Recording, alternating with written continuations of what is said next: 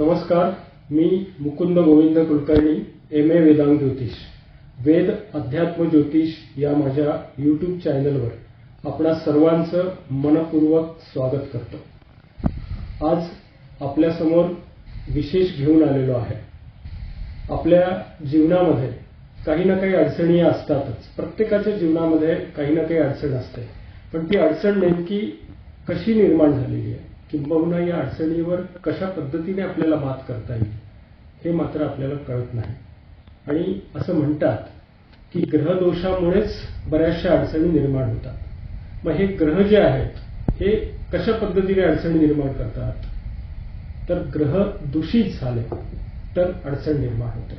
म्हणजे आपल्या कुंडलीमध्ये जर एखादा ग्रह खराब असेल तर त्याची लक्षणं आपल्याला निश्चितपणे दिसतात। ती लक्षणावरनं आपण असं समजू शकतो की हा ग्रह माझा खराब आहे। आणि एकदा का आपल्याला कळलं की हा ग्रह खराब आहे तर त्या ग्रहाला उत्तम कार्यान्वित करण्यासाठी किंबहुना सकारात्मक करण्यासाठी आपण जर काही उपाय केले तर निश्चितपणे आपल्या त्या संदर्भातल्या अडचणी सुटतील एवढं निश्चित। म्हणून आज आपल्यासमोर ग्रह कसे दोष निर्माण करतात, अर्थातच ग्रह जर अशुभ स्थितीत असतील तर कसे दोष निर्माण करतात आणि त्या दोषावर नेमका उपाय काय हे आपण आज समजून घेणार आहोत। तत्पूर्वी मी पुन्हा एकदा आपल्याला विनंती करतो की या माझ्या चॅनलला आपण सबस्क्राईब करा।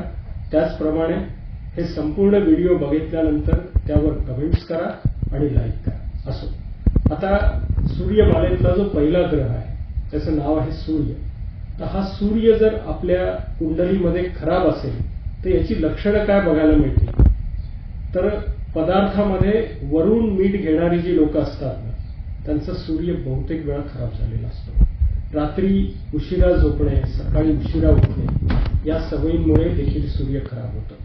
अहंकार जर आपल्याला जास्त असेल, त्याचनंतर वडील किंवा वडीलधाऱ्या मंडळींशी आपण अंतर ठेवून वागत असाल तर निश्चितपणे आपला सूर्य खराब झालेला आहे। तर या खराब झालेल्या सूर्याला आपण नेमकं काय करायचं, तर भगवान सूर्यनारायणांची पूजा करायची, म्हणजेच भगवान सूर्यनारायणाला अर्घ्य द्यायचं। वडील किंवा वडिलांच्या वयाची ज्या व्यक्ती असतील त्यांना आपण आदराने वागवायचं। एवढं जरी केलं तरी निश्चितपणे आपल्याला या संदर्भात अतिशय चांगली फलितं मिळतील। त्यानंतर आपला दुसरा जो ग्रह आहे तो आहे चंद्र।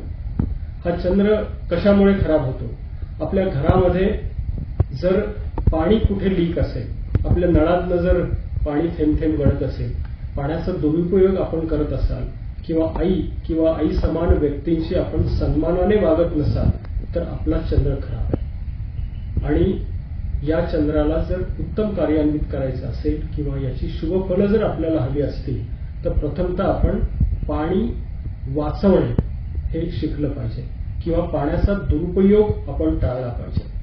चांदीचा एखादा दागिना किंवा पुरुषांनी चांदीचं कड जर हातामध्ये घातलं, महिलांनी चांदीचे दागिने अंगावर घातले किंवा पायामध्ये चांदीचे पैंजण घातले तर निश्चितपणे आपला चंद्र फलान्वित होतो। आणि विशेषतः आई किंवा तत्सम आई समान असलेल्या व्यक्तींशी आदराने जर आपण वागलो तर आपल्याला निश्चितपणे चंद्र शुभफल देईल, आपली मानसिकता उत्तम राहील, झाडांनाही पाणी घालायला हरकत नाही। त्यानंतर आपण वळणार आहोत मंगळ या ग्रहाकडे। मंगळ जर खराब असेल तर आपल्याला काय लक्षणं मिळतील, तर आपल्याला क्रोध जास्त येतो, आपण भांडणाच्या आवेशात नेहमी असतो। आणि आणखीन एक महत्वाचा मुद्दा सांगतो, जी माणसं टॅक्सची चोरी करतात म्हणजे कर भरायला टाळाटाळ करतात अशांचाही मंगळ खराब असतो बरं का। त्याचप्रमाणे महिलांच्या बाबतीत सांगायचं तर घरामध्ये दूध उतू जाणं किंबहुना करपणं म्हणजे एखादी भाजी करपली म्हणा हे झालं तर अशाही महिलांचा मंगळ खराब झालेला दिसतो। तर यावर काय उपाय करता येईल आपल्याला, तर आपली भावंड आणि आपले शेजारी यांच्याशी प्रथमतः आपण स्नेहाचे आणि प्रेमाचे संबंध ठेवा। मंगळवारी भगवान हनुमानजी यांना आपण गुळ आणि चणे अर्पण करा, निश्चितपणे आपला मंगळ कार्यान्वित होऊन आपल्याला ही जी लक्षणं आहेत ही लक्षणं न मिळता मंगळाची उत्तम फलप्राप्ती होऊ शकते।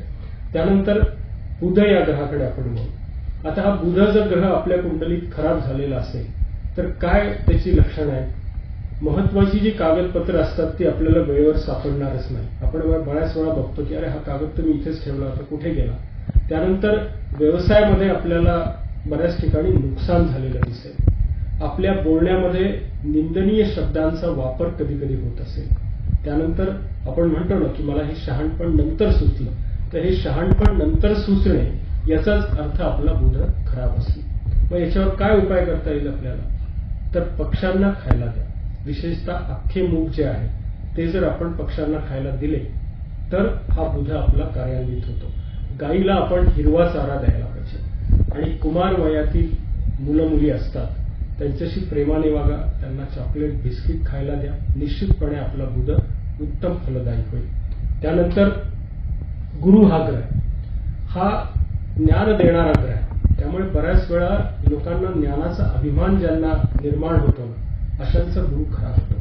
शिक्षणामध्ये ज्यांना ज्यांना अडचणी येतात त्यांचाही गुरु खराब झालेला दिसतो. अनारोग्य, त्याचप्रमाणे वेळेवर डॉक्टरी इलाज न मिळणे.